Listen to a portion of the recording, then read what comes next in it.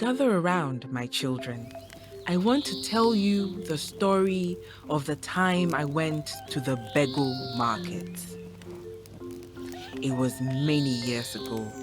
I was then no older than you. It was the second time my uncle brought me there. We traveled from the north to Begho.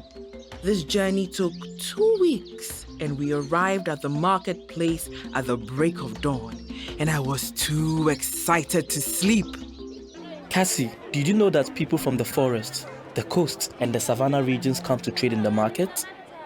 Many different languages are spoken, but that does not prevent us from trading.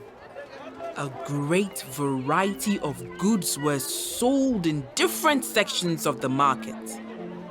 But as we arrived, I also witnessed men and women tied to a baobab tree. They were enslaved persons brought to the market with the rest of the goods to be sold. The sound of hammers on anvils told me I had arrived at the Dreamfort Quarter, the Iron Forge section. One of the blacksmiths told me, "You can watch us repair and sharpen tools, but you are forbidden to see the transformation of rock into metal. It is our secret."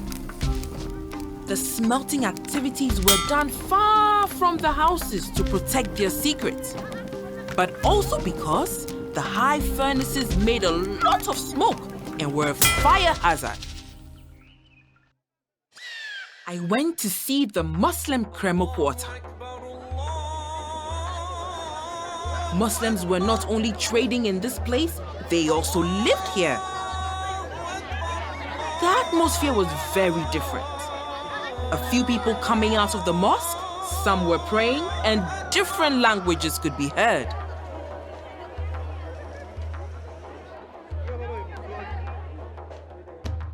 Even the pottery was different here. It was red designed painted, while the Bondakile pots shined with mica and had distinctive decorations.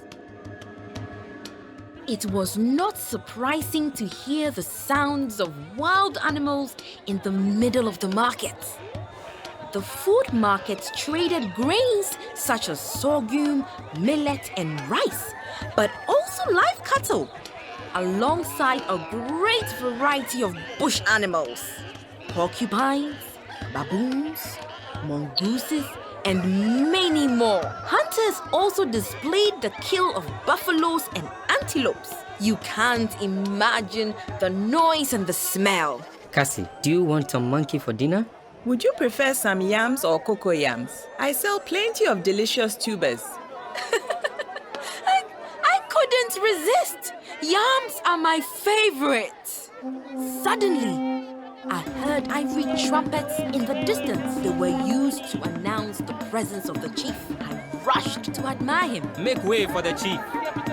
Make way for the Queen Mother. Such grace. And the elders. Look at the beautiful carnelian and silica beads the elders are wearing. What a sight to see. They wore traditional Begho clothes, woven and produced in Begho. I followed the royal entourage around the Jabirim Quarter.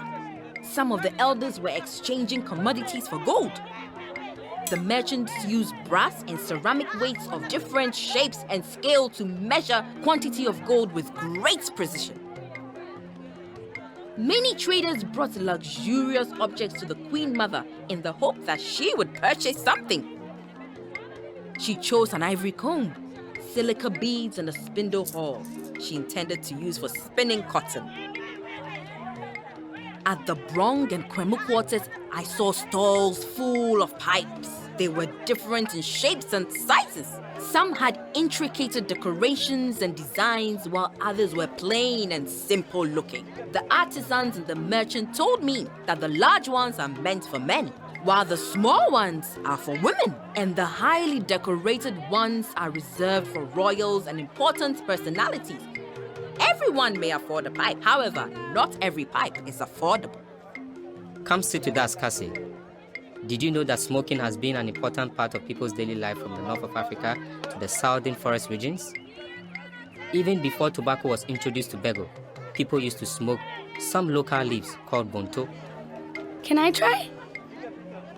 No, smoking is not for children. Grandma, we also want to visit Begho. I have never seen such a big market. Unfortunately, the market doesn't exist anymore. Begho had gained so much economical value that it attracted the lust of neighboring kingdoms.